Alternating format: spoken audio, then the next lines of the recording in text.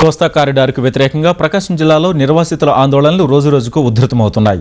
గత 2 రోజుల నుంచి కారిడార్ భూసేకరణపై రైతుల అభ్యంతరాలను సేకరించేందుకు ప్రత్యేక డిప్యూటీ కలెక్టర్ శ్రీలత తీర ప్రాంత గ్రామాల్లో పర్యటిస్తున్నారు.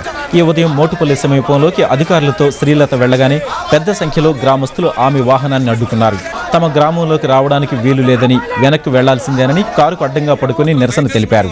3 గంటల పాటు గ్రామస్తులు ముందుకు కదలనివ్వకపోవడం వల్ల అధికారులు వెనుతిరిగారు.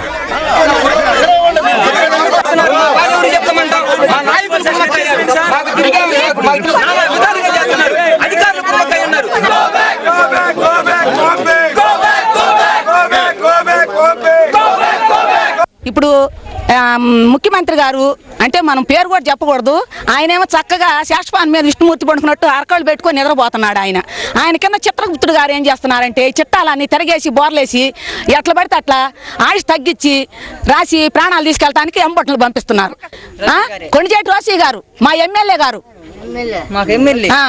మా నియోజకవర్గ ఎమ్మెల్యే గారు ఇంతవరకు మాకు వచ్చి ఏంది అని మాకు చెప్పిన లేదు. మోటుపల్లి అనే జెండా బాధ టెంకాయ కొట్టింది.